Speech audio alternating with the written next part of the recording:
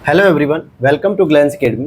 दोस्तों, आज हम लोग कवर करेंगे आपके यूपी पीसीएस सीसेट के पेपर को, जो हमारा प्रीवियस ईयर सीरीज चल रहा है, जिसमें हम लोगों ने 2024 के पेपर को कवर किया, 2023, 2022, 2021। ये 4 साल के पेपर मैंने कम्प्लीटली अपने पैनल पे कराए थे, डिजिटल बोर्ड पे। और इस समय हम लोग टैबलेट के माध्यम से 2020 के पेपर को सॉल्व करेंगे।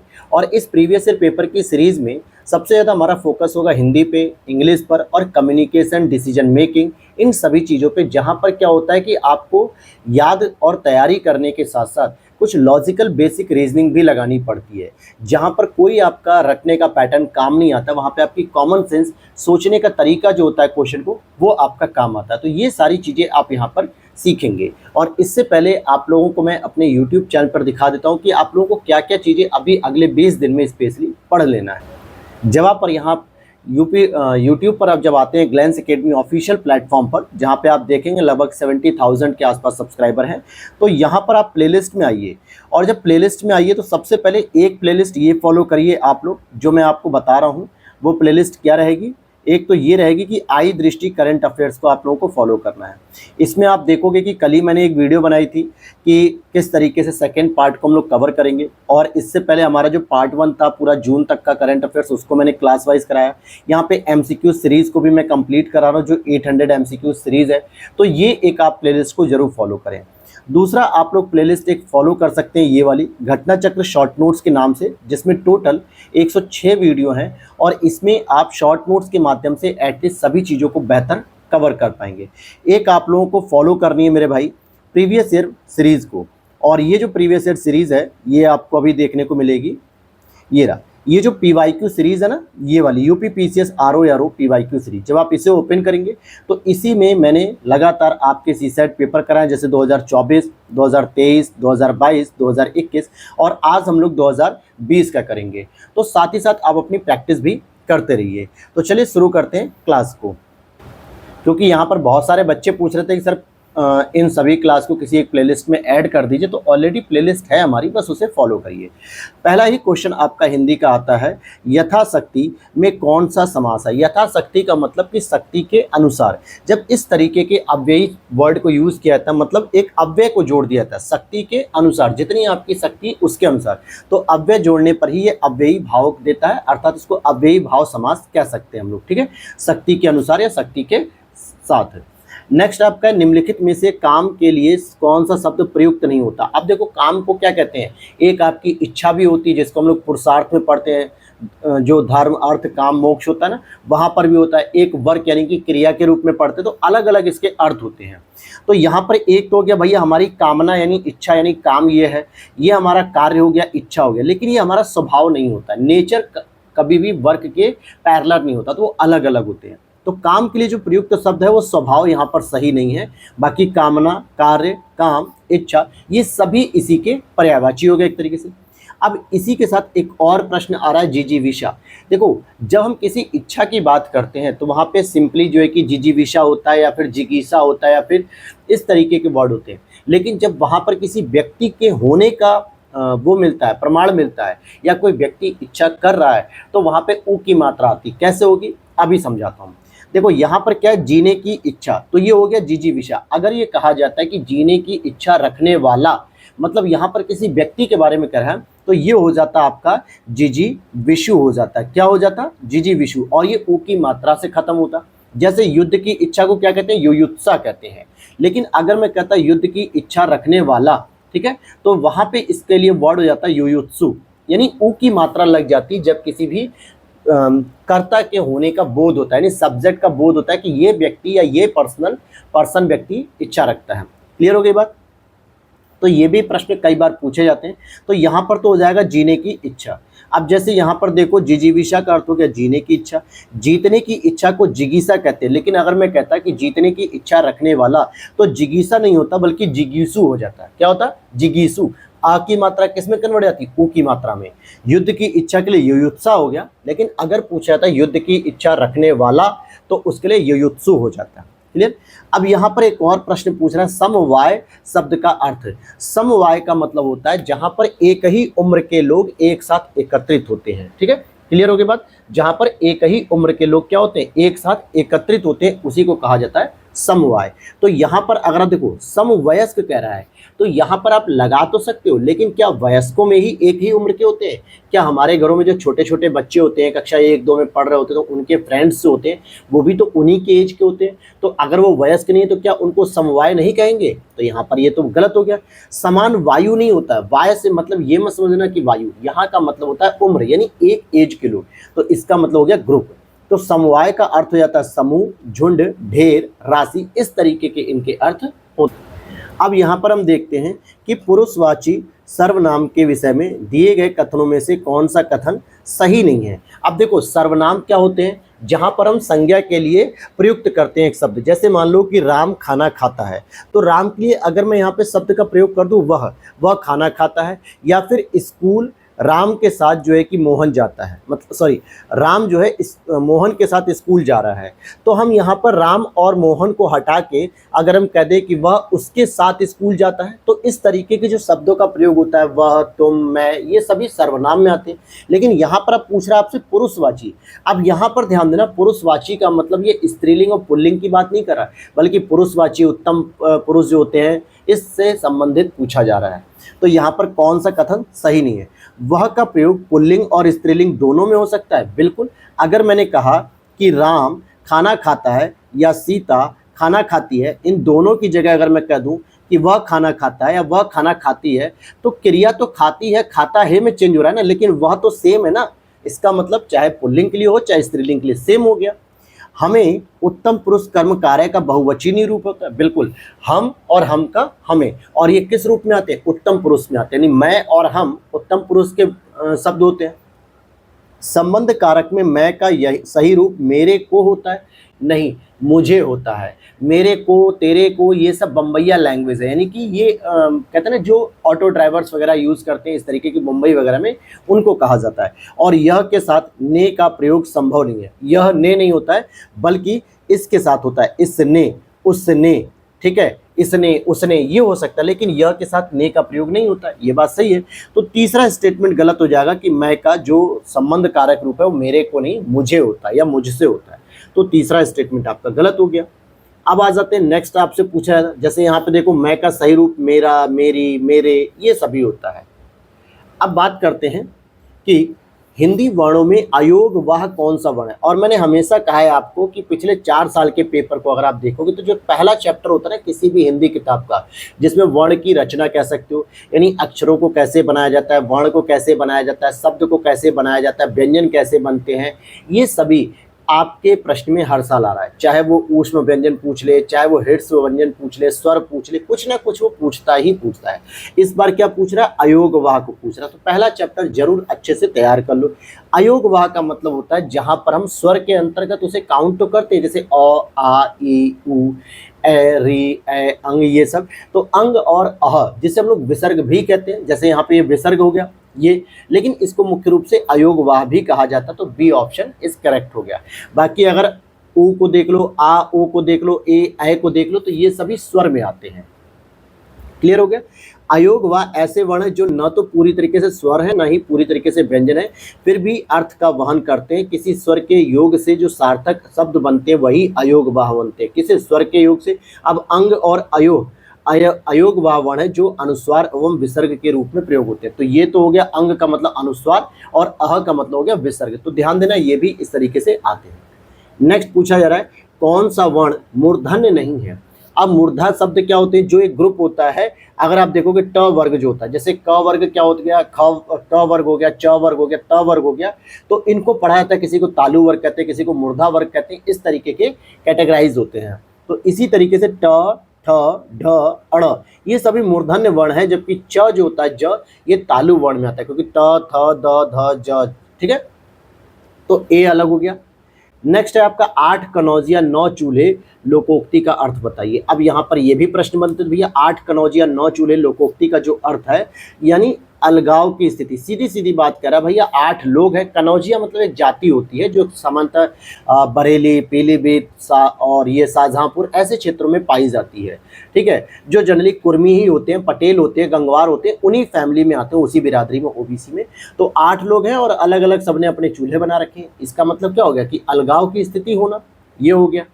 फिर अब चलते हैं सबसे इंपॉर्टेंट प्रश्न पे, जहां से आपको सबसे ज्यादा प्रश्न मिलते हैं सही करने के लिए। और ये पैराग्राफ आपकी डिमांड करता है कि आपको आराम आराम से चीजों को समझना है और फिर उसके उत्तरों पर आना। तो पैराग्राफ को सही तरीके से पढ़ने का जो तरीका होता है वो पिछले 4 पेपर में मैं आपको बता चुका हूँ 2021 से 24। तो आप उसी पैटर्न को फॉलो करें। कैसे, थोड़ा सा मैं जूम कर देता हूँ। चलिए, यहाँ पर अगर आप देखोगे कि धर्म मनुष्य के भीतर निहित देवत्व का विकास है, यानी कि धर्म कुछ और नहीं है बल्कि देवत्व का विकास है।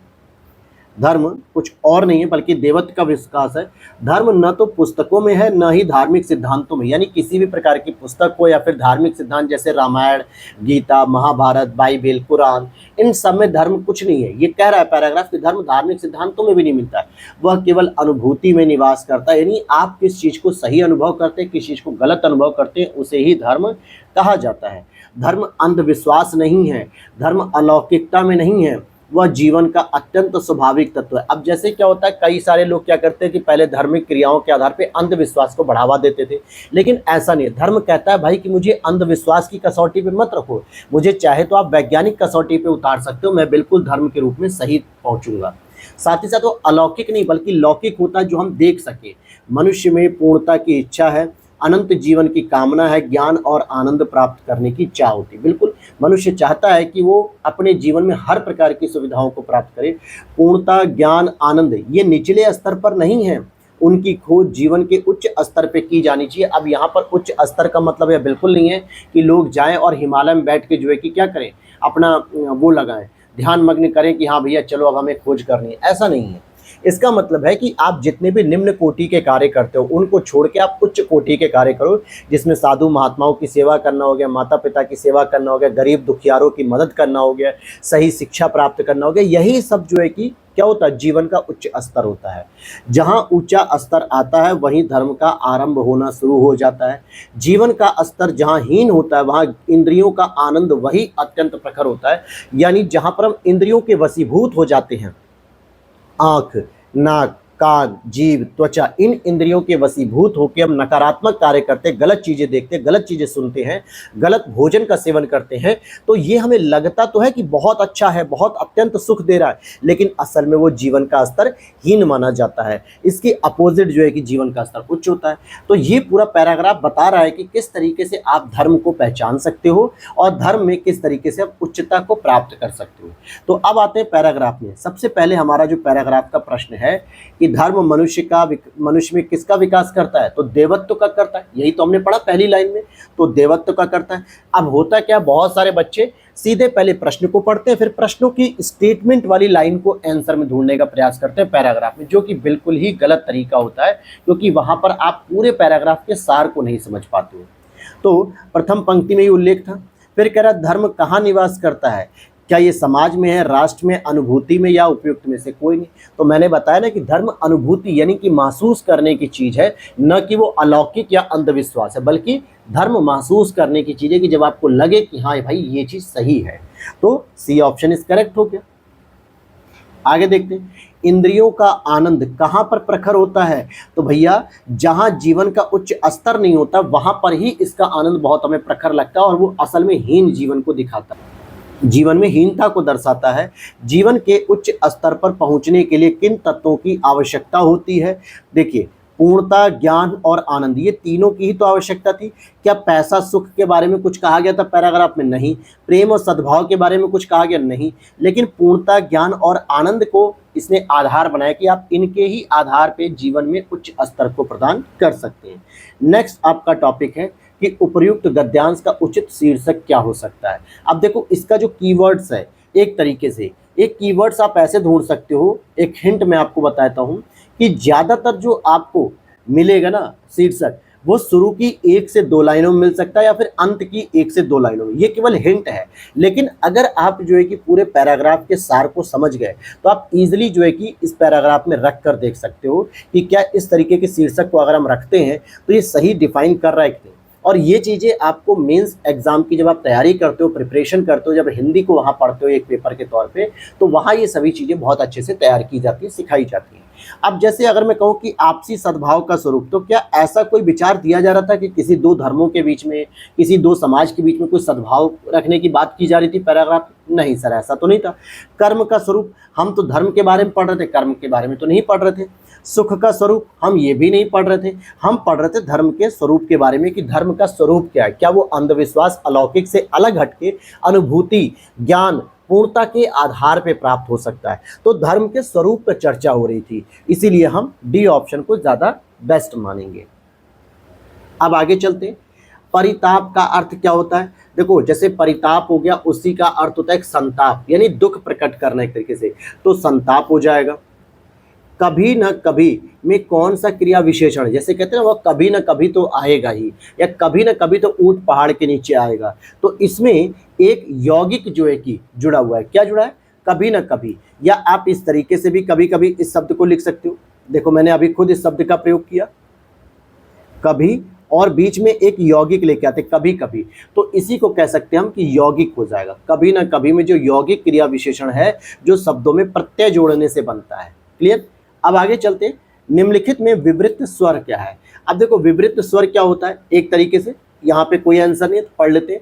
जब स्वर के उच्चारण अर्थ मुख विवर को विशेष रूप से देने के लिए जीभ का सक्रिय भाग अग्र, मध्य, पश्च तीनों ही बिल्कुल नीचे रहता है, तो मुख विवर सर्वाधिक खुलता है, और ऐसी स्थिति को विवृत कहते हैं। इस स्थिति में उच्चरित स्वर विवृत यानी ओपन कहलाते हैं। हिंदी में आ, औ विवृत स्वर है, उ, ए, ओ अर्ध विवृत हैं, और ई संवृत विवृत है। इसका मतलब क्या हो गया कि जब आप पूरे मुंह को खोलते हैं बोलते समय, जैसे आ बोलो तो आ में क्या हो गया? पूरा मुंह खुल गया। लेकिन ऊ को बोलोगे तो क्या होगा? छोटा सा मुंह बनेगा, गोल सा, ए, ओ।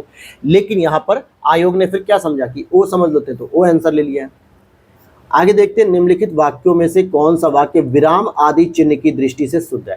अब देखो, वर्तनी शुद्धि या वर्तनी शुद्धि के वाक्य जो होते हैं, उनमें कई प्रकार की अशुद्धियां पाई जाती हैं, चाहे वो लिंग को लेकर हो, क्रिया को लेकर हो, वचन को लेकर हो, चिन्हों को लेकर हो, इन सभी को आपको ध्यान देना होता है।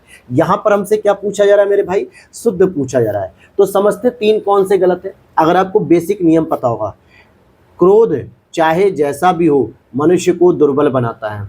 अब क्रोध यहाँ पे एक संज्ञा के रूप में काम करेगा, लेकिन चाहे जैसा भी हो, तो यहाँ पे कॉमा लगाने की आवश्यकता नहीं थी। सिंपल लिख सकते, क्रोध चाहे जैसा भी हो मनुष्य को दुर्बल बनाता है। ठीक है, क्रोध चाहे जैसा भी हो मनुष्य को दुर्बल बनाता है, क्रोध चाहे जैसा भी हो कॉमा मनुष्य को दुर्बल बनाता है, ये बिल्कुल सही हो जाएगा।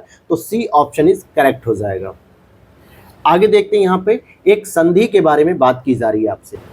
इस संधि को अगर हम पढ़ते हैं कि जगत प्लस ई से, अब ध्यान देना, आप कहोगे कि सर जगत में हम क्या कर सकते हैं? जगत ऐसे करके अ बाहर निकाल लें और प्लस ई का ई बाहर निकालें और प्लस स निकाल लें, तो ये इस तरीके से संधि नहीं बनेगी। यहाँ पे तो आपने अक्षरों को ही अलग अलग कर दिया, जबकि आपको क्या करना चाहिए था? सिंपल सी बात है, जगत। अब इसके पीछे से आप अ निकाल रहे हो, अलग चीज है, बाकी ई से। तो अगर आप देखोगे तो त क्या हो गया? एक तरीके से व्यंजन हो गया, ई क्या हो गया? स्वर हो गया। तो जब इनके आपस में मिलान हो रहा है, तो इसको हम क्या कहेंगे? व्यंजन संधि हो जाएगी। तो जगत प्लस ई से मिलकर जगदीश आराम से बन सकता है, क्योंकि त और ई आपस में जब मिलेंगे तो ई की मात्रा द में कन्वर्ट हो जाएगी, तो ये व्यंजन संधि हो गई। आगे पढ़ते हैं यहाँ पर, जिस मूल शब्द में विकार होने से क्रिया बनती है उसे क्या कहते हैं मेरे भाई? जिस मूल शब्द में विकार जब होता है तो उसे हम धातु कहते हैं। जिस मूल शब्द में विकार होने से क्रिया बनती है उसे धातु कहते हैं। मूल धातु जैसे दौड़ हो गया, और इसमें ना प्रत्यय लगाने से दौड़ना हो जाएगा, तो विकार किस में हुआ? मूल धातु में हुआ, और इसी विकार को धातु कहा जाता है। और ये प्रश्न अगर आप देखोगे तो ये रिपीटेड है, यानी कि 2020 में तो है, 2022 या 23 में भी यह प्रश्न पूछा गया। तो कहने का सेंस है कि आप प्रीवियस ईयर पेपर पे जितना काम करोगे उतना ही आपको सीसेट में प्रॉब्लम कम आएगी। अब आ जाते हैं एक और प्रश्न, मसृण। मसृण भी बोल देते हैं, मृषण नहीं बोलते हैं इसको, क्योंकि मृषण बोलने के लिए तो आपको इस तरीके से लिखना पड़ेगा ना। ये होता है मसृण, मसृण। तो इस तरीके के शब्दों का विलोम क्या है? तो भैया रुक्ष हो जाता है, यानी एक चिकना होता है तो एक खुरदुरा होता है, यही इसके साथ बनेगा। तो ये आपका सही हो गया। अब आ जाते हैं इंग्लिश के पैराग्राफ को लेकर, जो कि एक बड़ा पैराग्राफ है, लेकिन हमें करना है, क्योंकि मैंने क्या कहा था, अगर आप सीसेट की स्ट्रेटजी वाली वीडियो अगर अभी तक आप लोगों ने नहीं देखी है तो आप प्लेलिस्ट में जाकर देख सकते हो। कहाँ पर देखो? जब आप YouTube चैनल पर जाओगे ग्लैंस एकेडमी के, वहाँ पर एक प्लेलिस्ट होगी UP PCS strategy video. Strategy वाली प्लेलिस्ट में जाओगे तो वहाँ पर मैंने एक वीडियो डाल रखी है, 2 हफ्ते पहले डाली थी, कि लास्ट 40 डेज में आप सीसैट को कैसे तैयार करेंगे, सेक्शन वाइज मैंने बताया था। तो वहाँ पे आप पूरी स्ट्रेटजी को देख सकते हो, जो अगले 20 दिन में अभी आप फॉलो कर सकते हो। उसमें मैंने फोकस यही किया था कि आप किसी भी तरीके से जो इंग्लिश के 10-12 क्वेश्चन आते हैं, उसमें एटलीस्ट जो पैराग्राफ में 4-5 आते हैं, वहाँ से 2 से 3 पैराग्राफ सही कर लो, और 1-2 क्वेश्चन और अगर आप सही कर लेते हो, 5-6 क्वेश्चन अगर आपको मिल जाते हैं टोटल ओवरऑल में, तो आपके लिए बेहतर है। ये भी हिंदी मीडियम के छात्रों के लिए मैंने बताया, क्योंकि इंग्लिश मीडियम के छात्र तो बेहतर तरीके से कर लेंगे, ये तो पता है, लेकिन हिंदी मीडियम के छात्र क्या करते हैं, अक्सर डर जाते हैं और इंग्लिश को छोड़ देते हैं, या तो फिर वो गलत करते हैं। तो ये काम आपको नहीं करना है। चलो एक एक करके हम समझते हैं, और किस तरीके से हम पैराग्राफ से क्वेश्चन निकालेंगे, हम इसकी बात करते हैं। जैसे अगर आप देखोगे कि read the following passage carefully. देखो, education is a device for helping a man to grow to his full stature. मतलब कि शिक्षा एक तरीके से ऐसा टूल है, एक ऐसा उपकरण है जो मनुष्य को अपने विकास करने के लिए मदद करेगी पूरी तरीके से।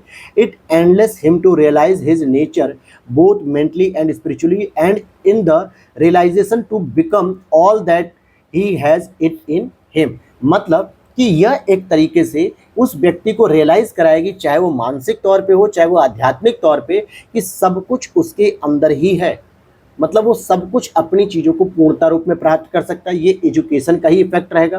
फिर कह रहा है, it is to the child what perfect gardening is to the tree a help so to grow that is may develop its own personality. यानी एक तरीके से जैसे बच्चा जो है कि परफेक्ट जो है कि पेरेंटिंग या गार्डनिंग के अंतर्गत अपने आप को विकसित करता है, लाइक पेड़ की तरह, ठीक उसी तरीके से वो अपनी पर्सनैलिटी को भी डेवलप कर सकता है इस एजुकेशन से। A good gardener helps each plant to put forth that essential quality of its own that differentiate it from all other plants or make it a things of use a beauty of the world. कहने का मतलब है कि अगर कोई एक माली, एक बहुत अच्छा माली है जो हर पौधे में अलग अलग चीज़ों को देखता है, अलग अलग समस्याओं को देखता है, कि भाई किसी के पत्ते खराब हो रहे हैं, किसी के तने खराब हो रहे हैं, किसी के बीज खराब हो रहे हैं, किसी के फ्रूट्स खराब हो रहे हैं, तो उनको अलग अलग तरीके से क्वालिटी वाइज जो है कि डिफरेंट करता जाता है, उनकी कटिंग करता रहता है, उनमें साफ सफाई करेगा एक तरीके से। तो इस तरीके से सेम उसी तरीके the good education perform a similar office for the human being. Same इसी तरीके से एक अच्छी शिक्षा भी एक अच्छे व्यक्ति को तैयार करती है, उसका निर्माण करती है। फिर कह रहा है, to the man of trained faculties and developed taste the world become literally a large place, larger and the more exciting. He is able to see the more beauty, more variety, more scope for his sympathy and understanding than he saw before। मतलब education जब उसके पास आती है, शिक्षा आती है, तो दुनिया को देखने का उसका एक नज़रिया बदलता है, नई चीज़ों को देखता है। जो पहले वो विदाउट एजुकेशन का व्यक्ति था, वो बाद में सिंपैथी, अंडरस्टैंडिंग, ये सभी ब्यूटी, वैरायटी, इन सब बहुत सारे ऑप्शंस आ जाते हैं उसके पास, देखने का, समझने का एक मेथड सीखता है वो। तो so for as the understanding of the universe is concerned, while education diminishes certainly of what is, it widens his sense of the possibility of what may be the transform the world for humdrum scene of works of factory office a universe of mystery and treasure house of beauty. तो ये एक paragraph कहीं ना कहीं education की importance पे focus करते हुए दुनिया को देखने का, समझने का नज़रिया बता रही है, और किस प्रकार से व्यक्ति एजुकेशन के माध्यम से अपनी पर्सनालिटी को, अपने सोच को, अपने थिंक को, अपने अप्रोच को, अपनी आइडियोलॉजी को एक डेवलप कर सकता है एक बेहतर सोसाइटी के लिए। तो ये कहीं ना कहीं ये पैराग्राफ का एक क्रक्स था। ठीक है, हालांकि इंग्लिश में तो हाथ मेरे भी तंग है थोड़े, लेकिन फिर भी मैं फोकस करता हूँ, कोशिश करता हूँ कि जब मैं एग्जाम में रहूँ तो कम से कम मैं पैराग्राफ से अगर 4-5 क्वेश्चन है तो 2 से 3 में सही करने की कोशिश करता हूँ। और ये मेरे लिए रिवॉर्ड्स का काम करते हैं। रिवॉर्ड का मतलब कि जहाँ मैं बिल्कुल छोड़ के ब्लैंक चले आऊँगा, वहाँ पर 4 से 5 क्वेश्चन में पूरे इंग्लिश में निकालता हूँ, जो मुझे सीसेट में हेल्प करता है। पहला, education enables a man. Education किसके लिए तैयार करती है? क्या एक become a gardener, psychological strong, physically strong to become a successful person? नहीं, एजुकेशन रियलाइज करती है his nature both mentally and spiritually. यानी मानसिक और आध्यात्मिक तौर से जो है कि उसकी प्रकृति यानी उसके नेचर को डेवलप करती है, उसको रियलाइज कराती है, ये एजुकेशन बताती है। तो ये सीधा सीधा आपको पैराग्राफ की लाइन में सीधे आपको कह रहा है education is a device helping man to grow full stature, it's enable him to realise his nature both mentally and spiritually. तो ये आपका क्या हो गया, सीधा सीधा प्रश्न हो गया। अब बहुत सारे बच्चे क्या करते हैं, इंग्लिश को देखते ही फोबिया बनाते हैं और फिर या तो छोड़ेंगे या तो फिर जल्दी जल्दी तुक्का लगा के आगे बढ़ेंगे, जबकि आप पैराग्राफ के प्रश्न को आराम से कर सकते हो सही से। यहाँ पर देखते हैं, what an educated man is able to see in the world, यानी अगर कोई शिक्षित व्यक्ति, एजुकेटेड व्यक्ति है, तो वो किस तरीके से दुनिया में देखने के लिए एबल हो पाएगा, योग्य हो पाएगा, क्या क्या चीज़। जैसे यहाँ पर देखोगे माउंटेन्स, हिल्स, बुशेस, ऐसी तो कोई बात नहीं कही गई थी। रोड्स, मीडोज एंड इन, इस तरीके की कोई बात नहीं कही। रोज मतलब सड़क हो गया या सड़कें हो गई या सराय हो गया, ये सब चीज़ें। लेकिन मोर beauty, more variety, more scope for his sympathy and understanding that he Shaw before. तो ये सीधा सीधा पैराग्राफ के लास्ट के 2 लाइनों में कहा गया है। तो बिल्कुल भैया ये सही ऑप्शन हो जाएगा। अब पैराग्राफ पढ़ने से समझ में आया क्या क्या चीज़ें ईजी हो सकती है। फिर यहाँ पे एक और कह रहा है, universe of mystery and a treasure house of a beauty. इसका अर्थ क्या है, यानी कि रहस्य का जो है, मतलब यूनिवर्स ऑफ माइस्ट्री, माइस्ट्री मतलब क्या होता है, रहस्य होता है। तो रहस्य की जो है सार्वभौमिकता है, या treasure house of a beauty, यानी कि एक घर की जो खूबसूरती है, इसके बारे में वो कह रहा है। Helping a man to develop the best in him, या फिर universe full of the mysterious and beautiful thing. Education is universe makes a man wise a beautiful. Education of universe makes his bounteous and large hated. अब यहाँ पर आप कहोगे कि sir इसमें से तो कोई भी लाइन मुझे नहीं समझ में आ रही, क्योंकि पैराग्राफ में भी इस तरीके की चीज़ें नहीं दी थी। तो ठीक है, हम इसी को उठा लेते हैं, universe full of mysterious and beautiful thing. यही जो है कि हम इसका कर देंगे, अर्थात जो हमारा यूनिवर्स है वो फुल ऑफ माइस्ट्रियस, यानी कि रहस्यों से भरा हुआ है और बहुत सुंदर सुंदर चीज़ें यहाँ पर हैं। तो हम बी ऑप्शन को करेक्ट कर लेंगे। नेक्स्ट अगर हम देखते हैं, what is the work of a good gardener, यानी कि जो अच्छा माली होता है या जो अच्छे पेरेंट्स होते हैं उनके क्या काम होते हैं। क्या to help each plant to take water. आप ध्यान देना कि एक अच्छे माली की विशेषता क्या होती है, to help each plant to take water, यानी हर पौधे को पानी देने में मदद करता है। या to help each plant to put forth the essential quality of its own, यानी कि क्या वो हर पौधे में जो है कि क्षमता डेवलप करता है ताकि वो अपनी एसेंशियल योग्यता को डेवलप कर सके। तो यही मुझे डायरेक्टली पैराग्राफ में लिखा हुआ मिला था, मैंने इस चीज़ को सेम एट इज आंसर बना दिया। नेक्स्ट और लास्ट आपका क्वेश्चन है इस पैराग्राफ का कि the world becomes a larger place and the more exciting. क्या कह रहा है, for a wrestler, for a thief, for a cheat, क्या इन सब के लिए, या for a men of trained faculties and developed taste, यानी जो एजुकेशन के माध्यम से जो व्यक्ति को ट्रेंड किया गया, शिक्षित किया गया है, उसके लिए जो है कि world become a larger place and the more exciting, मतलब बहुत बड़ी एक स्थान होता है दुनिया और बहुत ही एक्साइटिंग होती है, उत्साहित करने वाली दुनिया है। तो ये किसके लिए, जो man trained faculties and develop taste. तो डी ऑप्शन इज करेक्ट होगी, राइट। तो 25 क्वेश्चन तक कंप्लीट हो गया एंड 26 क्वेश्चन की बात करेंगे अब हम यहाँ से।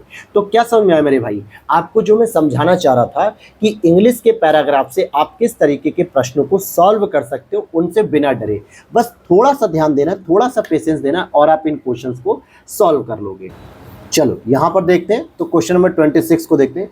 In the sentence he finished the job at one go, the word go is. अब यहाँ पर अगर आप देखोगे कि ये पूछा जा रहा है कि एक सेंटेंस दिया गया, he finish the job at one go, इसका मतलब क्या होगा। वैसे तो गो का मतलब होता है जाना, लेकिन यहाँ पर पूछ रहा है कि ये जो वर्ड दिया हुआ है ना गो, इसका क्या अर्थ है। अब देखो बेसिकली क्या है कि मान लो मुझे इंग्लिश नहीं आती है, मैं ग्रामेटिकली इतना मजबूत नहीं हूँ, तो हो सकता है मैं ऐसे प्रश्नों को छोड़ दूँ, और छोड़ने में भी मुझे कोई नुकसान नहीं, क्योंकि मैंने पैराग्राफ से ऑलरेडी जो 4 क्वेश्चन खींचने थे 21, 22, 23, 24, 25, 5 क्वेश्चन वो पूरी तरीके से सही निकाल लिए, जो पैराग्राफ में डायरेक्टली बहुत ईजी तरीके से।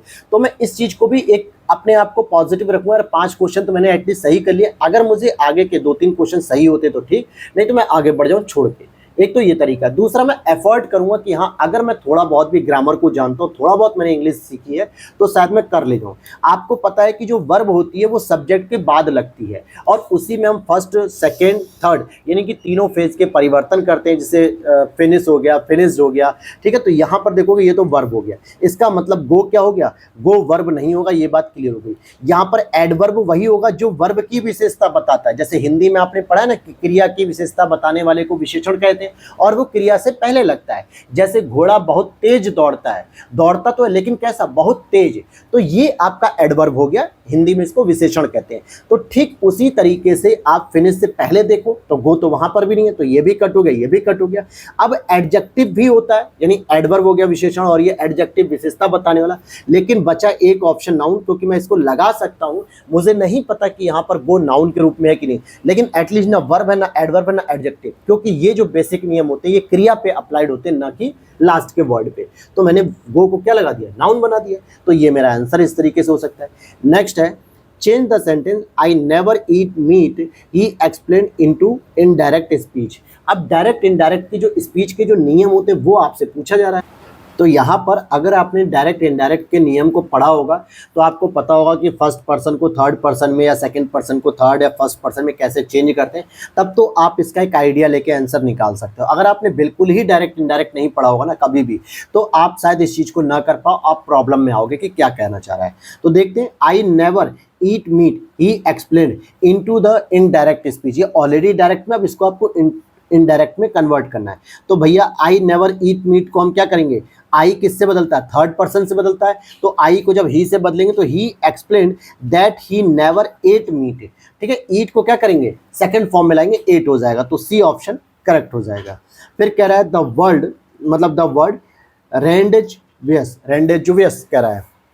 अब इसका मतलब भैया मुझे नहीं पता, तो मैं इस प्रश्न को क्या करूँगा, छोड़ दूंगा, क्योंकि यार ईगो पे नहीं लेना है, बस हमें पास करना है सी सेट को, लेकिन एटलीस्ट उसके तरीके आपको सीखने पड़ेंगे कि जो प्रश्न नहीं आ रहा है उसको कैसे हम प्यार से छोड़ सकते हैं। तो भैया ये प्रश्न नहीं आ रहा तो हम आगे छोड़ देंगे। A place appointed for a meeting हम यहाँ पर पढ़ लेते हैं। Which of the following word is wrongly spelled. अब इंग्लिश आपने उतनी नहीं पढ़ी है कि भैया आप इसको जो है कि क्या करोगे कि आप इसके शब्द को ढूंढोगे, लेकिन कुछ कॉमन अगर शब्द दिए हो तो वो आपके डेली लाइफ के होते हैं और आपको पता होना चाहिए। जैसे करेस्पॉन्डेंस, आप हमेशा फॉर्म भरते हो और आपसे हर बार यूपीपीसीएस फॉर्म जब आपका एड्रेस मांगता है कि permanent address and correspondence address यानी पत्राचार, तो वहाँ पे स्पेलिंग अगर देखे रहते तो आपको पता होता कि हाँ सर करेस्पॉन्डेंस का मतलब क्या होता है। तो ऐसी चीज़ें जो आपके डेली लाइफ में आती है उन शब्दों की मीनिंग्स और आपकी स्पेलिंग करेक्ट पता होनी चाहिए। तो मुझे पता है करेस्पॉन्डेंस की स्पेलिंग सही है, यहाँ पूछ रहा है गलत स्पेलिंग। कंसाइंस यानी अवचेतना या फिर ऑक्यूरेंस, और कन्वीनियंस, कन्वीनियंस मतलब किसी को कन्विंस कर लेना, किसी को जो है कि अपने साथ सहमति में शामिल कर लेना, तो ये इसकी स्पेलिंग ये होती है कन्विंस करना या कन्वीनियंस। तो डी ऑप्शन यहाँ पे गलत है क्योंकि इसकी स्पेलिंग गलत लिखी हुई है, राइट। ऐसे कर सकते हो। Change the sentence let it be done at once into active voice, यानी एक होता है पैसिव वॉइस, एक होता है एक्टिव वॉइस। तो let it be done at once, तो यहाँ पे हम कर देंगे डू इट एट वंस। अब इस सेंटेंस को नहीं आता तो इसको मैं ज़्यादा डिटेल नहीं बता पाऊंगा आपको। मैं वही तो कहना चाह रहा हूँ, जो नहीं आ रहा है उसको कैसे आप सही कर सकते हो या फिर छोड़ सकते हो। Punctuate the following sentence what ever is right. अब देखो दो बार इज है तो डेफिनेटली यहाँ पर कोई ना कोई पंक्चुएट आएगा। पंक्चुएट का मतलब होता है कॉमा, अल्पविराम, इस तरीके के शब्द जो कहीं ना कहीं सेंटेंस को जोड़ते हैं। तो what ever is right, full stop लगा के वॉट एवर इज एक साथ तो नहीं आ सकता, what ever is comma is लगा सकते हैं, तो सी ऑप्शन इज करेक्ट हो जाएगा। Choose the correct conjunction from the following option, complete the sentence. He got it, he was ill, he got although he was ill, यानी उसने प्राप्त किया यद्यपि ही वॉज इल, ठीक है, वो बीमार था। फिर कह रहा है व्हाइट एलिफेंट मीन्स क्या होता है, सफेद हाथी का मतलब क्या होता है मेरे भाई, अनकंसेशनल पेशेंस, मतलब पोजेशंस भी कह सकते हो। व्हाइट हाथी का मतलब होता है बहुत रहीसी, यानी सफ़ेद हाथी वही पाल सकता है जो बहुत शौकिया हो या बहुत खर्चा उठा सकता हो, तो ये कहा जाएगा, ठीक है। बहुत खर्चीला पर अब बहुत बेकार वस्तु हो गया, ठीक है। अब यहाँ पर कहते हैं choose the correct synonyms of word. अब यहाँ पे एबोमिनेबल, एबोमिनेबल का अगर आपको नहीं पता है तो आप छोड़ सकते हो। तो यहाँ पे तो लिखा है डिस्गस्टिंग, ये हो गया। और in the pipeline means, in the pipeline means का मतलब क्या हो गया, in the process of being developed, ठीक है, एक प्रोसेस में है। तो ये आपका मेरे भाई 35 क्वेश्चन हमारे हिंदी और इंग्लिश के कंप्लीट हो गए, जहाँ से हिंदी अगर आप पूरा 20-21 क्वेश्चन करते हो और साथ ही साथ आपके 21 से 25 इंग्लिश के पूरे आप क्वेश्चन करते हो। कुछ बेसिक चीज़ों को मैंने बताया कि एक दो मैं वहाँ से और निकाल पा रहा हूँ, यानी 5 से 7 क्वेश्चन मैं इंग्लिश में कवर कर ले रहा हूँ, तो ये भी मेरे लिए एक अच्छी बात है, ठीक है। अब चलते हैं हम, जो अगला हमारा टास्क है कि हमारा फोकस किस पे रहेगा मेरे भाई, कम्युनिकेशन पे रहेगा। रीजनिंग और मैथ में आपको नहीं पढ़ाऊंगा क्योंकि लास्ट 4 क्लास में मैंने बताया कि क्यों मैं नहीं पढ़ा सकता है यहाँ पर। तो आप उन वीडियोस को अगर देखे होंगे तो आपको पता होगा। चलो शुरू करते हैं। देखो, संगठनात्मक संप्रेषण में निम्नलिखित में से कौन सा अंतर वैयक्तिक अवरोध नहीं है। देखो, अवरोध का मतलब क्या होता है, इसी को आप कम्युनिकेशन में बैरियर भी कहते हैं, बाधा भी कहते हैं, नॉइज भी कहते हैं। आपने एक शब्द पढ़ा होगा, अगर आप कम्युनिकेशन की कोई भी किताब पढ़ते होंगे तो उसको नॉइज कहा जाता है। नॉइज का मतलब होता है बाधा। अब यहाँ पर इसका मतलब यह बिल्कुल नहीं कि कोई शोरगुल होगा, कोई आवाज होगी तभी होगा, नहीं। बाधा का मतलब हो गया कि जब भी एक जगह से संचार निकला और दूसरे व्यक्ति तक वो संचार उसी तरीके से नहीं पहुंचा जैसा भेजने का प्रयास किया गया, तो इसमें कहीं ना कहीं नॉइज है। तो यही वो कह रहा है कि कौन सा अंतर वैयक्तिक अवरोध नहीं है। 3 तो अवरोध है लेकिन एक नहीं है संगठनात्मक संप्रेषण में। देखो, अगर आप देखो कि प्रजाति केंद्रता छोड़ सकते हैं, अर्थात्मकता, छवि प्रबंधन और अनुग्रहण, इसमें यहाँ पे कह रहा है कि कौन सा अवरोध नहीं है, तो भैया प्रजाति केंद्रता को छोड़ दिया जाए। अब इसका इंग्लिश अगर होता तो पता चल जाता और तरीके से, जबकि अर्थात्मकता का मतलब होता है सिमेंटिक्स, अर्थात सही तरीके से उसके अर्थ को व्यक्त नहीं कर रहा है। या फिर आप देखोगे इंग्रेशन होता है, मतलब कि इंग्रेटिशिएशन जो होता है, अनुग्रहण करना, या छवि प्रबंधन यानी इंप्रेशन मैनेजमेंट, ये सभी अवरोध हैं इसमें, ठीक है, ये सभी अवरोध है।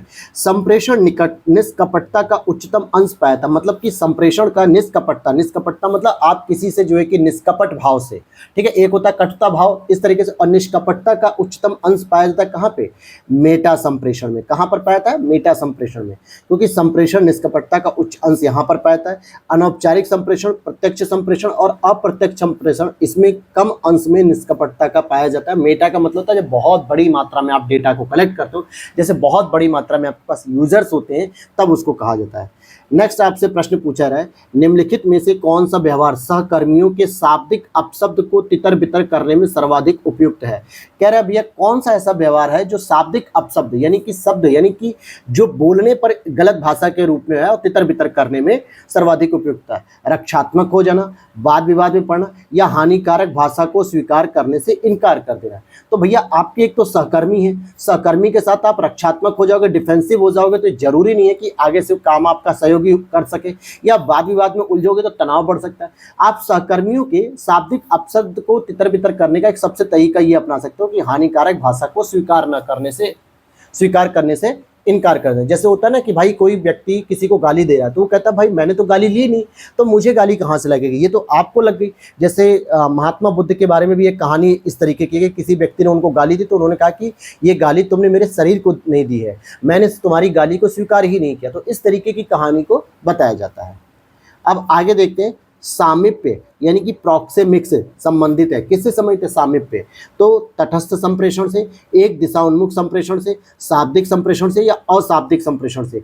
तो सामीप्य का मतलब होता है जब हम किसी के समीप जाकर बैठ जाते हैं, या जब हम किसी के समीपता दिखाते हैं कि भैया हम आपसे कितने सहमत हैं नहीं है, तो ये अशाब्दिक संप्रेषण का एक मेथड माना जाता है। और ये डायरेक्ट प्रश्न है मेरे भाई, इसमें कोई लॉजिक नहीं लगा पाओगे आप। प्रभावी अंतरवैयक्तिक संप्रेषण का मुख्य तत्व है, प्रभावी अंतरवैयक्तिक जो संप्रेषण है उसका मुख्य तत्व क्या है। आप किस तरीके से कह सकते हो कि हमारा कम्युनिकेशन इफेक्टिव है। क्या अमूर्तता की हम बात करेंगे तो इफेक्टिव कहलाएगा, नहीं। अमूर्तता की हम बात करेंगे जहां पे कुछ हमें पता ही नहीं चल रहा है कि फिजिकली हम क्या बात कर रहे हैं क्या नहीं, तो ये गलत है। विसंवेदीकरण यानी कि किसी चीज को हम डिकोड नहीं कर पा रहे हैं, किसी चीज को जो है कि हम उसको अपनी आम भाषा में नहीं कन्वर्ट कर पा रहे हैं। या सक्रिय श्रवण, बिल्कुल एक्टिव लिसनिंग होना बहुत ज़रूरी है। अगर आपसे कोई बात कर रहा है और आप उसकी बातों को ध्यानपूर्वक सुन रहे हो तो वो समझेगा कि हमारे बीच में इंटरेक्शन जो हो रहा है वो बहुत इफेक्टिव हो रहा है, ठीक है। तो ये हो जाएगा, सी ऑप्शन इज क्लियर हो जाएगा। निम्नलिखित में से कौन सा संगठनात्मक पारिस्थितिकी से संबंधित है। अगर हम बात करें तो देखो, केंद्रीकृत संप्रेषण, ऊर्ध्वगामी संप्रेषण, पार्श्विक संप्रेषण, अधोगामी। देखो केंद्रीकृत हो नहीं सकता क्योंकि एक व्यक्ति के अंतर्गत अगर सारी चीजें होंगी तो संगठन तो हुआ नहीं। संगठन में ना तो ऊर्ध्वगामी होता ना अधोगामी, बल्कि होता पार्श्विक संप्रेषण। संगठनात्मक पारिस्थितिकी से पार्श्विक संप्रेषण संबंधित है। इसे समानांतर अथवा समतल संप्रेषण भी कहते हैं। एक व्यवसाय के एक विभाग के अथवा विभिन्न विभागों के बराबर के अधिकारियों के मध्य होना। जैसे मान लो कि अगर मैं एक एजुकेशन डिपार्टमेंट की बात करूं, स्कूल की बात करता हूं, स्कूल में 4 टीचर है जिसमें से एक हेडमास्टर है यानी कि प्रिंसिपल है, बाकी 3 उसके असिस्टेंट टीचर है।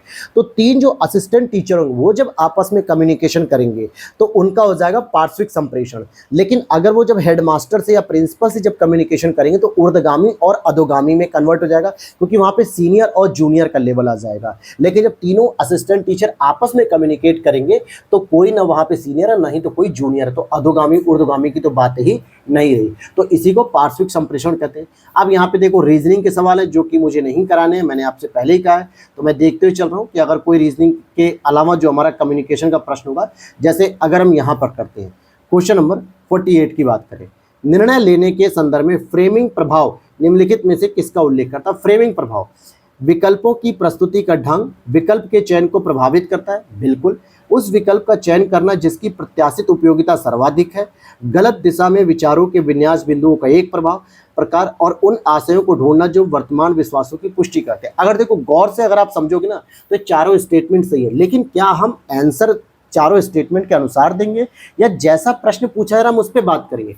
प्रश्न आपसे कह रहा फ्रेमिंग प्रभाव। जब आप तैयारी करने बैठते हो अपनी लाइब्रेरी के टेबल पर या अपने रूम के स्टडी टेबल पर, आप किसी चीज़ को डिज़ाइन करते हो कि मुझे आज सुबह से लेके टू डू लिस्ट बनाते हो कि सुबह मुझे इस समय ये रिवीजन करना है, इस समय ये चीज़ पढ़नी है, इस समय ये प्रैक्टिस पेपर करना है, इस समय ये मुझे क्लास देखनी है। तो आप एक टू डू लिस्ट बनाते हो कि पूरे दिन भर की चीज़ों को कैसे करना है, एक सिस्टमैटिक तरीके से बनाते हो। तो उस विकल्प का चयन करना जिसकी प्रत्याशित उपयोगिता, ये बात तो सही है, लेकिन यहाँ पे प्रभाव कह रहा फ्रेम करना, किसी चीज़ को डिज़ाइन करना है स्पेस टू स्पेस या फिर टाइम टू टाइम करने के लिए, तो विकल्पों की प्रस्तुति का ढंग और विकल्पों के चयन को प्रभावित करता है। बिल्कुल सही है।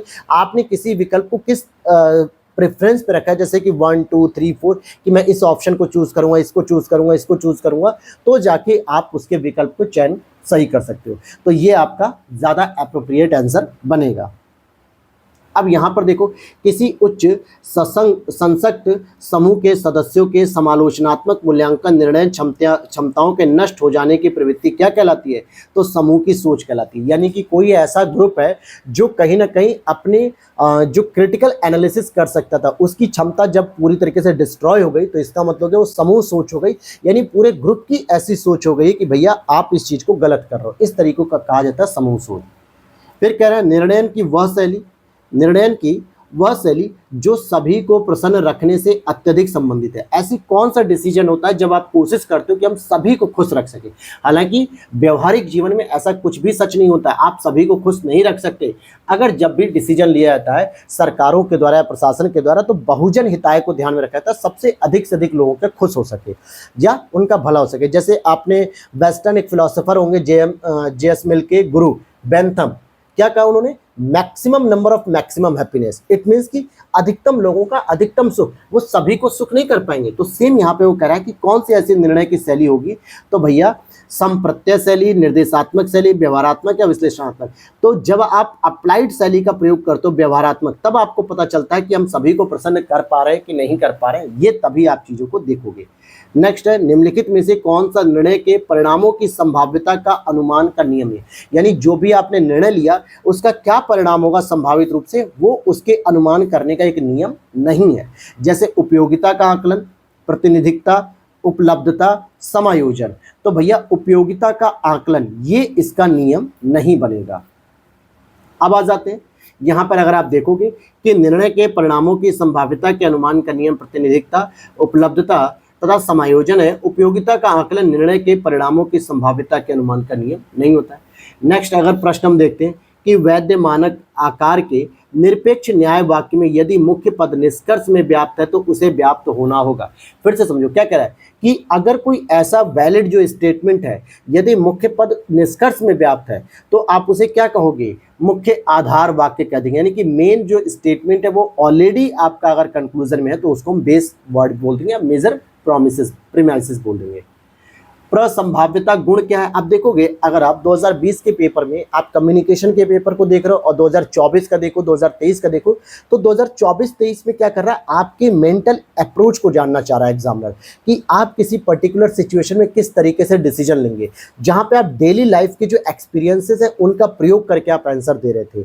यहाँ 2020 के पेपर में अगर आप देखोगे तो आपको फैक्चुअल इंफॉर्मेशन पे बेस्ड ज़्यादा पेपर देखने को मिला है कि किस तरीके से रटे हुए पैटर्न को अगर आपने सीखा है तो आपका आंसर सही होगा। ठीक है, प्रसंभाव्यता गुण है, क्या है भैया? तो ये आगमनात्मक युक्ति का है। मतलब जब हम इंडक्टिव आर्गुमेंट कहते हैं, इसके आधार पे निष्कर्ष के लिए एक आधार तो प्रस्तुत करते हैं, पर वह आधार निर्णायक और पूर्ण होकर इस अर्थ में थोड़ा कमजोर होता है कि उसके बल पर निष्कर्ष की निश्चित सत्यता के स्थान पर मात्र उसकी संभावित सत्यता ही जो प्रोबेबल होती है, बस उसी पर हम कर सकते हैं। नेक्स्ट आपका क्वेश्चन है कि निम्नलिखित में से किन निर्णयकर्ताओं में समस्याओं के सृजनात्मक समाधान खोजने की अच्छी प्रवृत्ति पाई जाती है? क्या कह रहा है, फिर से समझो इसको। स्टेटमेंट कह रहा है कि किस प्रकार के निर्णयकर्ताओं में समस्याओं के सृजनात्मक समाधान खोजने की अच्छी प्रवृत्ति पाई जाती है। यानी अगर आप एक डिसीजन मेकर हो, आप निर्णय करने वाले हो, लेकिन आपके सामने जो समस्या रखी गई है, तो उसमें ये चेक करना है कि आप कितनी क्रिएटिविटी के माध्यम से समाधान खोज सकते हो, और ये अच्छे नेचर होंगे। किस में मिलेगा? अगर आप निर्देशात्मक शैली के निर्णय करते हो, जो निर्देश देकर करते हो, तो ये बेहतर नहीं होता है। विश्लेषण, अगर आप एनालिसिस करते हो तो अच्छा तो माना जाता है, नो डाउट। अगर आप संप्रत्यात्मक शैली के निर्णय करता हो या फिर व्यवहार परक, तो यहाँ पे कह रहा है कि संप्रत्यात्मक शैली वह शैली जिसमें निर्णयकर्ताओं के समस्याओं के सृजनात्मक समाधान खोजने की अच्छी प्रवृत्ति पाई जाती है, तो इसको संप्रत्यय वाले मेथड में यूज करते हैं। अब आ जाओ यहाँ पे रीजनिंग के कुछ सवाल हैं जिसको हमें नहीं करना है, क्योंकि ये आप लोगों को खुद प्रैक्टिस करनी है मेरे भाई। और रीजनिंग पे भी अच्छे से काम करो, नहीं तो फिर प्रॉब्लम आएगी, ठीक है? तो रीजनिंग के काम को भी आपको अच्छे से करना है। चलो एक और अब हम प्रश्न को देखते हैं। क्वेश्चन नंबर 68 की तरफ हम चलते हैं। 68 नंबर क्वेश्चन क्या कह रहा है? कह रहा है निम्नलिखित में से कौन सा संप्रेषण में पराभाषी संकेत होते हैं? पराभाषी का मतलब क्या होता है? जिसको हम लोग कहते हैं कि जब आप कोई बात करते हैं या जब कोई आप बोलते हैं, कोई स्टेटमेंट दे रहे होते हैं, तो वहाँ पे किस तरीके के स्टेटमेंट में आपके स्वर का उतार चढ़ाव होता है, आपकी बॉडी लैंग्वेज किस तरीके से होती है, इन्हीं सब चीज़ों को मेजर किया जाता है, इन्हीं सब चीज़ों को नोटिस किया जाता है। तो भैया मुखाकृति अभिव्यक्ति, हाव भाव, स्वर संबंधी क्षेपण या अंग विन्यास, तो इसी को हम कहेंगे स्वर संबंधी क्षेपण, यानी पिच, जिसको हम कहते हैं टोनल पिच। इसका मतलब हो गया कि आप किसी स्वर को कितना ऊंची आवाज में बोल रहे हैं, कितना नीची आवाज में बोल रहे हैं, किस चीज पे आप फोकस कर रहे हैं तो आपका लाउड हो रहा है, किस चीज पे आप फोकस नहीं कर रहे तो आपका लाउड कम हो रहा है। ये सभी चीजें उसमें चेक की जाती है। तो सी ऑप्शन इज करेक्ट हो जाएगा। किस प्रकार के संप्रेषण नेटवर्क में समूह के नेता के उद्भव की संभावना होती है, लेकिन समूह के सदस्यों की तुष्टि निम्नतर होती है? अर्थात ऐसा कौन सा कम्युनिकेशन है जहां पे समूह का नेता तो होगा सबसे आगे, लेकिन उसके समूह के सदस्यों की तुष्टि बहुत कम होगी? तो ये हो जाएगा आपका चक्र प्रकार, ठीक है? इसको साइकिल भी कहते हैं एक तरीके से। अब देखो ये सभी क्या है ना, डायरेक्ट एक ऐसा जो है कि प्रश्न पूछे जा रहे हैं जो डायरेक्ट बेस्ड होते हैं, तो आपको ये सब भी याद करना है, क्योंकि एनालिटिक अप्रोच के साथ साथ डायरेक्ट फैक्ट भी पूछे जा रहे हैं। व्हील टाइप संप्रेषण नेटवर्क में समूह में एक व्यक्ति ऐसा होता है जिसकी स्थिति अधिक केंद्रित होती है, उसे लोग समूह के नेता के रूप में प्रत्यक्षण करते हैं, और इस प्रकार के संप्रेषण नेटवर्क में समूह के सदस्यों की तुष्टि तो निम्नतर होती है, लेकिन एक जो सेंटर में बैठा व्यक्ति होता है वो सबसे इंपॉर्टेंट हो जाता है। नेक्स्ट है, कौन सा ऊर्ध्वगामी संगठन संप्रेषण में संगठनात्मक मौन का एक उदाहरण है? जैसे विकृति, विलंब, अनुक्रिया का भाव और निस्पंदन। तो देखो कि फिल्टरिंग कहते हैं निस्पंदन, ये ऊर्ध्वमुखी संप्रेषण में संगठनात्मक मौन का एक उदाहरण है। इस संप्रेषण में निचले स्तर के कर्मचारियों व अधिकारियों की कार्य प्रगति, शिकायतों, सुझावों, भावनाओं को जानना, जिससे संगठन के लक्ष्यों की प्राप्ति में उन्हें साथ लिया जा सके। विकृति, विलंब तथा अनुक्रिया का भाव अधिगामी संप्रेषण का उदाहरण होते हैं। अधोगामी कह सकते हो, ऊर्ध्वगामी नहीं। अब आते हैं, कौन सा सकारात्मक श्रवण का एक रूप नहीं है? अगर आप नैदानिक श्रवण कर रहे हो, परानुभूतिक श्रवण कर रहे हो, परावर्तित कर रहे हो या निर्णयात्मक श्रवण। अब जैसे मान लो आपने कोई स्टेटमेंट सुन रहे हो, लेकिन आप उससे पहले ही डिसीजन ले चुके हो। जैसे कहते हैं कि डोंट जज अ बाय बुक इट्स कवर, मतलब किसी भी एक बुक को आप उसके कवर देखकर ही जज मत करो, ठीक है? अब जैसे एक पुस्तक है ओशो की, ओशो एक बहुत बड़े वैचारिक है, एक बहुत बड़े विचारक है, एक बहुत बड़े संत है, लेकिन उनकी एक पुस्तक है संभोग से समाधि की ओर। इसका टाइटल देख के लोगों के मन में क्या आता है कि यार इसमें कुछ ना कुछ नेगेटिव बात होती है, लेकिन जब आप उस पुस्तक को पढ़ते हैं तो आपको समझ में आता है कि ये जो इंद्रिय सुख है उससे आध्यात्मिक सुख की ओर आप कैसे बढ़ सकते हो और किस तरीके से उस आध्यात्मिक सुख से ईश्वर की प्राप्ति कर सकते हो। तो कहने का मतलब कि अगर आप पहले से जजमेंटल हो जा रहे हो तो इसका मतलब हो गया कि ये एक प्रॉब्लम होती है और ये एक्टिव लिसनर का कोई गुण नहीं होता है। राइट, क्लियर हो गया? आगे देखते हैं, कौन सा शोर से संबंधित संप्रेषण में बाधा नहीं होता है, यानी कि कौन सा ऐसा जो नॉइस है जो संप्रेषण में बाधा नहीं है, बाकी तीन तो है। अगर प्रत्यक्ष ज्ञानात्मक समस्या है, भाई अगर आपको नॉलेज के स्तर पे प्रॉब्लम्स आ रही है, कोई फैक्ट अगर आपको याद नहीं है तो कहीं ना कहीं प्रॉब्लम्स करेगा। सूचना का अधिभार, अगर आपके पास इंफॉर्मेशन का बहुत जो है कि बकेट भरा पड़ा है, इंफॉर्मेटिव हो, आप बहुत सारी सूचनाओं को लेकर चलते हो, तो जरूरी नहीं है कि एग्जाम में वो सारी सूचनाएं दिमाग में आ पाएं, तो ये भी एक प्रॉब्लम है। द्विक आधार आद्य प्रारूप और सांस्कृतिक विभिन्नताएं, अगर हम कहें कि कल्चरल डिफरेंशिएशन होता है, जैसे मान लो नॉर्थ इंडिया के लोग साउथ इंडिया के लोगों से जो है कि कल्चरल डिफरेंशिएट है, नॉर्थ ईस्ट के लोगों से अलग है, तो ये एक प्रॉब्लम हो सकती है कि हम साउथ के लोगों को उनकी भाषा में बात नहीं कर सकते और नॉर्थ के लोगों के साथ हम भाषा नहीं कर सकते, तो ये प्रॉब्लम होती है। लेकिन जहाँ पे ये लिखा हुआ है द्विक आद्य प्रारूप, ये एक कोई प्रॉब्लम नहीं होती है क्योंकि ये इसमें शामिल नहीं होती है। संप्रेषण प्रक्रिया में संदेश रूपांतरण की सफलता की जांच की जा सकती है, किस तरीके से? प्रतिपुष्टि के द्वारा। जब भी आप कोई भी मान लेते हैं कि अगर आपने किसी को एक मैसेज किया, सेंडर को क्या किया भैया, मैसेज किया, और रिसीवर ने जो है कि रिसीवर ने रिसीव किया और उसको डिकोड कर लिया और आपके मैसेज को समझ गया और बोला हाँ ठीक है मैं शाम को 6 बजे तुमसे मिलता हूं, और उसने क्या दे दिया, फीडबैक दे दिया। इट मीन्स कि ये आपके जो संदेश आपने भेजा था वो क्लियरली उसे समझ में आ गया कि हाँ भाई हमारा जो संदेश था कि शाम को 5 बजे आपको मिलना है चाय की दुकान पे, तो वो समझ गया और उसने ओके कर दिया, तो इसी को कहा था फीडबैक। अब आ जाओ पार विभागीय समितियों का प्रारूप क्या होता है, तो भैया ये हो जाता है पार्श्विक संप्रेषण का एक पार्ट होता है पार विभागीय समितियां। नेक्स्ट अगर आप देखोगे, अच्छा ये तो रीजनिंग के प्रश्न हो गए, चलो इधर भी ये सभी रीजनिंग के प्रश्न मेरे भाई। और क्या कह रहा है, यहां पर हमें देखना है, चलो इसको देखते हैं। क्वेश्चन नंबर 81 को देखते हैं। किसी समस्या की स्थिति में पूर्व में सामना की गई समस्या से समानता के आधार पर निर्णय की प्रक्रिया क्या कहते हैं। अब ये देखो रिपीटेड प्रश्न है, यानी 2020 का प्रश्न 2023-24 में मिला था, तो इसको कहते हैं प्रतिनिधिकता का स्वशोध। अर्थात किसी समस्या की स्थिति में आप पहले भी आ चुके हो और उसका समाधान आपने किया और सेम वही समस्या आपके सामने फिर से आ गई है, तो आप इसको कह सकते हो प्रतिनिधिकता का स्वशोध। निम्नलिखित में से कौन सा समस्या समाधान में कभी कभी बाधा उत्पन्न करता है। समस्या के समाधान करने में मानसिक विन्यास जो आपका होता है, मेंटल सेट जिसको हम लोग कहते हैं, ये कहीं ना कहीं बाधा प्रॉब्लम क्रिएट करता है, क्योंकि आप यहाँ पे क्या होता है अपने मेंटल लेवल के स्तर पे लिमिटेड हो जाते हो और आप वहाँ पे कुछ नए अप्रोच को डेवलप नहीं कर पाते हो, इसी को कहा था मानसिक विन्यास। तो मानसिक विन्यास प्राणी के समस्या समाधान करने की एक प्रवृत्ति है जिसके अंतर्गत पहले से प्रयोग की गई मानसिक संक्रियाओं या उपायों का अनुसरण करता है और किसी विशेष युक्ति की पूर्व सफलता नई समस्या के समाधान में कभी कभी सहायक हो जाती है। नेक्स्ट अगर हम देखते हैं, निम्नलिखित निर्णायक शैली में या निर्णय शैली में किसमें सबसे लंबा समय लगता है, तो विश्लेषणात्मक शैली होती है। जब आप किसी चीज को एनालाइज करते हो, सारी चीजों को स्टेप बाय स्टेप, सारे विकल्पों को स्टेप बाय स्टेप चेक करते हो, एनालाइज करते हो, तो एक लंबा समय लगता है। अप्रोच को डेवलप करने में एक लंबा समय लगता है और इसमें डिसीजन भी फिर एक लंबे समय में ही हो पाता है। अब यहाँ पर और भी रीजनिंग के, अब जैसे यहाँ पे किसके निराकरण में परिभाषा की प्रमुख उपयोगिता होती है, तो संदिग्धता। जहाँ पे आपको एम्बिग्युइटी लगती है, डाउट होता है, वहाँ पे परिभाषा ही सबसे बेस्ट तरीका होता है जो आपको सही तरीके से पहुँचाती है। यहाँ पे देखो कि किसी वैध मानक आकार का निरपेक्ष न्याय वाक्य निष्कर्ष विशिष्ट एवं दोनों आधार वाक्य सर्वव्यापी हो तो उसमें तर्क दोष नहीं होगा। हालांकि रीजनिंग का प्रश्न सत्तात्मक तर्क दोष लिख रहा है। और अब यहाँ पे रीजनिंग के सारे सवाल चल रहे हैं। आई थिंक कम्युनिकेशन का अगर एक आध मिल जाएगा तो ठीक है, और नहीं अब कोई भी कम्युनिकेशन का आपका प्रश्न नहीं है। इस तरीके से हम लोगों की 2020 की सीरीज़ भी कंप्लीट हो गई और कल हम लोग दोस्तों शुरू करेंगे क्या, आपकी 2019 की सीरीज़ को।